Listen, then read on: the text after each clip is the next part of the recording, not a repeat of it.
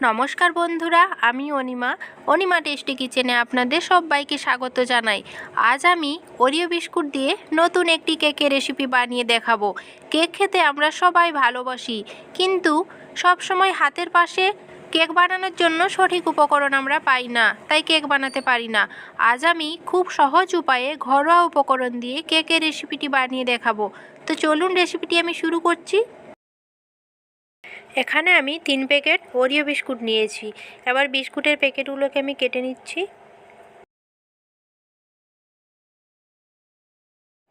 বিস্কুটের প্যাকেটগুলো কেটে আমি বিস্কুটগুলোকে বের করে নিয়েছি। এবার বিস্কুটের ভেতরে ক্রিমটাকে আমি আলাদা করে দেব।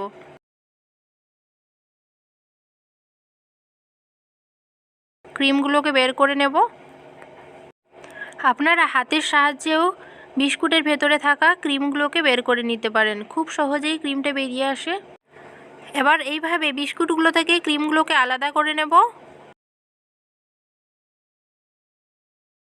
তো আমি ক্রিমগুলোকে আলাদা করে নিয়েছি। এবার একটা মিক্সির জার নিয়ে বিস্কুটগুলো টুকরো করে দিয়ে দিলাম,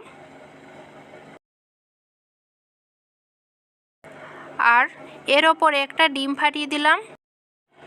এখানে আমি 1 কাপ দুধ দিয়ে দিলাম। দুধটা আগে থেকেই আমি গরম করে ঠান্ডা করে নিয়েছি। আপনাদের কাছে যদি লিকুইড দুধ না থাকে তাহলে আপনারা গুঁড়ো দুধ দিয়েও এই রেসিপিটি বানাতে পারেন। ঢাকা দিয়ে দিলাম। ঢাকা দিয়ে এখন পেস্ট বানিয়ে নিচ্ছি। পেস্ট বানানো হয়ে গেছে। এবার একটা কাঁচের পাত্রে আমি পেস্টটাকে দিয়ে দেব। আমি 1 মিনিট মতো ব্যাটারটাকে আবার ফেটিয়ে নেব। হাফ চামচ বেকিং পাউডার দিলাম। এখানে আমি বড় চামচে 2 চামচ ময়দা দেব। আপনাদের কাছে যদি ময়দা না থাকে তাহলে আপনারা আটা দিয়েও রেসিপিটা বানাতে পারেন। এখানে আমি হাফ চামচ গুঁড়ো চিনি দিয়ে দিচ্ছি। সবগুলো উপকরণকে একসঙ্গে আমি ভালোভাবে ফেটিয়ে নিচ্ছি। একটা সুন্দর ব্যাটার তৈরি করে নেব। এখানে আমি 1 চামচ দুধ দিয়ে আবারও ফেটিয়ে নিচ্ছি। এই ব্যাটারটা না বেশি পাতলা করব, না বেশি গাঢ় করব। এবার আমার ফেটানো হয়ে গেছে। এবার আমি 10 মিনিটের জন্য ঢাকা দিয়ে রেখে দেব। আমার 10 মিনিট হয়ে গেছে। 10 মিনিট পরে আবারও ঢাকা খুলে আমি ভালোভাবে ব্যাটারটাকে ফেটিয়ে নিচ্ছি। একটা সুন্দর পেস্ট তৈরি হয়ে গেছে। আবার একটা কেক টিনে আমি সামান্য পরিমাণে ঘি দিয়ে একটা ব্রাশের সাহায্যে চারদিকে ঘিটা দিয়ে দিচ্ছি। আপনাদের কাছে যদি বাটার পেপার থাকে তাহলে আপনারা কেক টিনের মধ্যে বাটার পেপারও দিতে পারেন, বা বাটার পেপার না থাকলে সামান্য পরিমাণে ময়দা ছড়িয়ে দিতে পারেন। আমি কোনো কিছুই দেব না। আমি সামান্য পরিমাণে ঘি দিয়ে তার উপরে ডাইরেক্ট ব্যাটারটা দিয়ে দিচ্ছি। তো ব্যাটারটা দিয়ে দিলাম। এবার কেক টিনটাকে একটু নাড়িয়ে নিচ্ছি। এই ব্যাটারের ওপরে আমি কিশমিশ কাজু ছড়িয়ে দিচ্ছি। আপনাদের কাছে যদি কাজু কিশমিশ না থাকে তাহলে স্কিপ করতে পারেন। অন্যদিকে গ্যাসের চুলায় একটা কড়াইতে জল গরম করতে বসিয়ে দিয়েছি।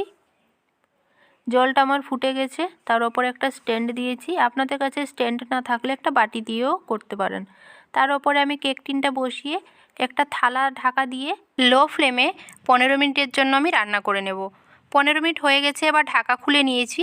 এবার কেকটা ভালোভাবে রান্না হয়েছে কিনা আমি চেক করে নিলাম। দেখতে পাচ্ছেন কাটার গায়ে লেগে যায়নি, মানে ভালোভাবে রান্না হয়ে গেছে। গ্যাসটা বন্ধ করে আমি এটা ঠান্ডা করে নেব। ঠান্ডা করা হয়ে গেছে। কেক টিন থেকে খুব সহজেই কেকটা বেরিয়ে আসবে। অন্যদিকে আমি একটা প্লেট নিয়ে নিয়েছি। প্লেটটাকে ধরে এইভাবে কেক টিনের ওপরে রেখে কেক টিনটা এইভাবে পাল্টে দেব। খুব সহজেই কেকটা বেরিয়ে আসবে। দেখতেই পাচ্ছেন খুব সুন্দর একটা মিনি কেক তৈরি হয়ে গেছে।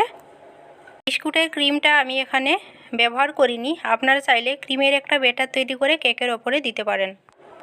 এইভাবে ওরিও বিস্কুট দিয়ে কেকের রেসিপি বানিয়ে আপনারা বাচ্চাদের টিফিনেও দিতে পারেন, বা বড়রাও খেতে পারেন। এই কেকটা খেতে কিন্তু খুবই সুস্বাদু লাগে।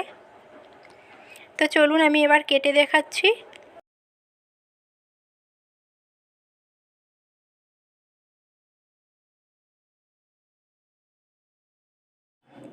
কেকের পিসটা কিন্তু খুব সুন্দরভাবে কাটা হয়ে গেছে, দেখতেই পাচ্ছেন। খুব সুন্দর, খেতেও দারুণ টেস্টি লাগবে। আপনারাও একবার বাড়িতে বানিয়ে দেখবেন। এর স্বাদ কিন্তু অসাধারণ লাগে। একদম ইউনিক একটা রেসিপি।